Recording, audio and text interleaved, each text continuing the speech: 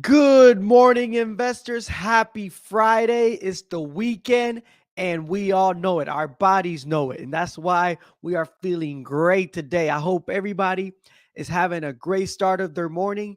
And I hope you get to work or you get to your final destination for this morning. They're safe, sound, and happy.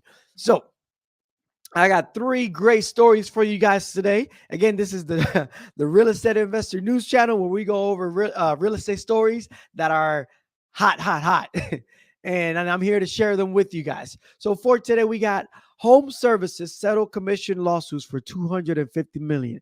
This is related to that National Association of Realtors settlement lawsuit that happened maybe 2 months ago now, where the real estate industry with the agents is going to change tremendously, and this could either even bring the prices that home buyers pay or sellers pay at the closing table. For our second story, we got I actually found an interesting article on commercial real estate, and I think it applies for residential real estate as well. Some pro tips for securing coverage for borrowers and owners. Now we know, of course, that insurance cost is over the roof. So there's some ways that maybe we could decrease that number by doing some of the tips that we're going to go over in this article. And then our last story, we got DR Horton stocks rallies as limited home supply boosts profits and sales. So we talked yesterday about how build to rent is making a killing. In DR Horton, which is a builder, it's a very well-known builder. Their stock is doing pretty well because of the numbers that they showed, and we're gonna see why that is. So if you haven't already, go ahead and subscribe to our channel, hit that notification bell. That's how we grow, and that's how you are able to know when we go live at 7 a.m. It's a reminder, and you can get the notification for when we release a video. So let's get right into our first story. So just to kind of give some history, in October, actually in October is when it started, a jury in Kansas City, Missouri determined that NAR, which is the National Association of Realtors, and the brokerages conspired to inflate or stabilize commission via NAR's participation rule, which required listing agents to make an offer of compensation to a buyer's agent.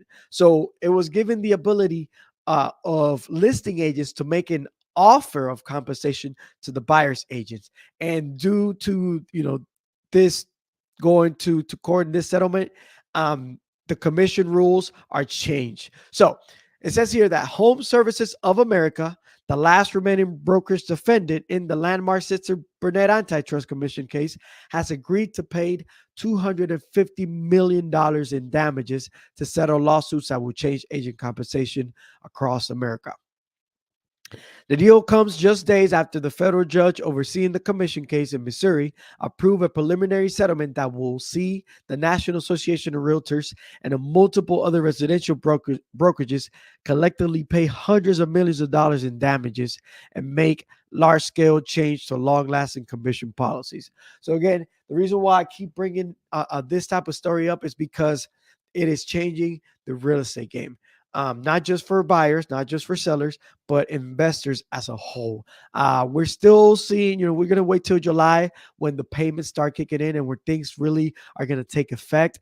But overall, I think it's a great thing in the industry because obviously a lot of agents got rich and a lot of those agents didn't do much. So I'm interested to see what happened. I think it's going to increase competition. It's going to weed out the bad agents and it's going to bring to light the better agents. So I think, I think this is a great great thing that's happening now. The NAR's later agreed to pay 418 million over 5 years to settle the claim. Home Service, owned by Berkshire Hathaway Energy, which I assume that's Warren Buffett's company, resisted settling the case and will pay far more than its large brokerage contemporaries. So yeah, I just highlighted that because it's Warren Buffett, if I'm not mistaken, and he's usually an investor known for not making many mistakes. So I'm curious, I'll be interested to see what happens there. So that's that. For our, sorry about that, allergy still acting up, people. For our second story, we got commercial real estate insurance primer. So these are some pro tips if you want to try to get a lower premium on your insurance. And I think this was a great article because I actually believe that most of this is true for you to get a lower premium. So it's an overview of pro tips for securing insurance coverage. The first tip is to gather detailed data. So last year, commercial real estate deals were consistently coming down to the wire, with insurers not providing quotes until the final 24 to 48 hours. Now, this was hurting a lot of investors because obviously insurance increasing due to the the natural weather disasters that were happening. And honestly, we investors were estimating something, but then when they actually got the quote, which was 24 to 48 hours before the deal was closing, the numbers didn't make sense. So while so far insurers have been quoting much more quickly this year, so that's a good thing, it's still important to begin the insurance process as soon as possible to provide ample time for exploring options, and negotiating. If the model doesn't have inputs for the specific building, it uses assumptions, which may make it seem more vulnerable to damage than it really is. So when you are purchasing a property, be sure to get all the details of what the insurance is going to ask for. Meaning, if there's something that they're going to assume, be sure to get that from the current seller before you get to before you talk to the insurance. It'll be nice for you to get maybe their policy, or things that they've been going through, or what their numbers are. That could be part of your due diligence. So it says here, if property owners do not submit specific data for search property, their risk will be overestimated by insurance models, leading to higher quotes. So again, be sure to get that data. Now, another thing that I got here is to harness the insight of catastrophe models. So this was interesting. When an insurance company is looking to quote you, these are the things that they look for, which I didn't know until I read this article.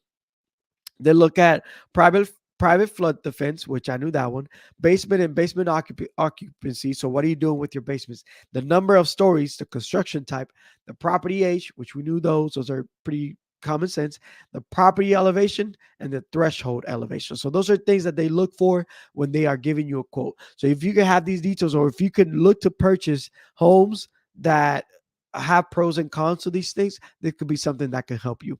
In addition to providing as much asset level information as possible, it is also valuable to understand the models insurers use to leverage them to inform negotiations around limits and premium. So in other words, you can maybe negotiate your premiums to be able to bring it down.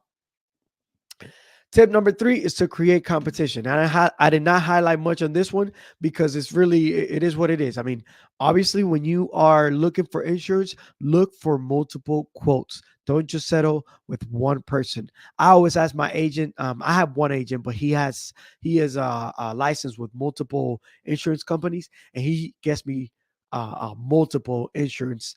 And obviously, even when he gives you the quote, look at what he's insuring, because some stuff you may need, some stuff you may not need.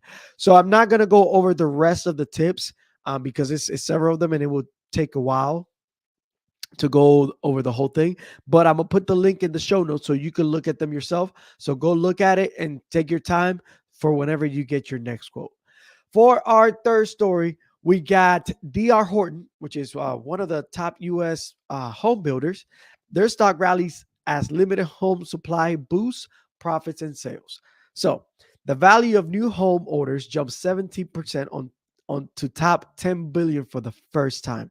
DR Horton rallied Thursday after home builder reported fiscal second quarter profit and revenues that rose well above expectation, and raised its full year outlook as the continued lack of housing supply helped boost sales. Now, I will say, from my personal perspective, when me and my wife we were moving from our previous home, we were making offers, but obviously we were getting outbid. This was in 2021, and what we did was, we're like, we cannot compete with what's in the market right now. So we started looking at new builds, and that's how we were able to get our house in 2021, actually 2022, because the construction took longer than expected.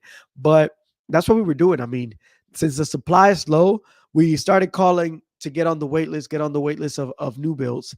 And that's how we were able to get our house in 2022. So yeah, I'm pretty sure all the new builders benefit from that because a lot of people couldn't find stuff. So they had just people waiting in line to get into these houses. The number of new homes ordered rose 14.3% to 26,000, while the value of new orders jumped to 17.4. Single family rental homes sold soared 53.8% to 1,100, while the values of the homes sold climbed to 34.4. And we discussed this yesterday in the article to where a lot of investors are buying build to rent homes. So that's something that we're seeing more even this year because again, we don't have the supply. So the best way to do it is to make the supply. And that's what's happening there. So that's the three stories that we have for today. So takeaway for the stories, really, I mean, they're all different stories, but I'll just reiterate what we talked about yesterday and today. If you cannot find, if it's still a competitive, if you're still in a competitive market, go ahead and look for build to rent. Look for some cheap land and build there. I mean, get the permits that you need and build there. But anyways, thank you guys for joining. And again, you guys have an amazing, amazing, amazing weekend. Go crush it. If you are a new investors, go out there. The weekend is the best time for you to go, drive for dollars and look for deals. And if you are a seasoned investor, continue crushing it. And yeah, be sure to subscribe to our channel, hit the notification bell, and you guys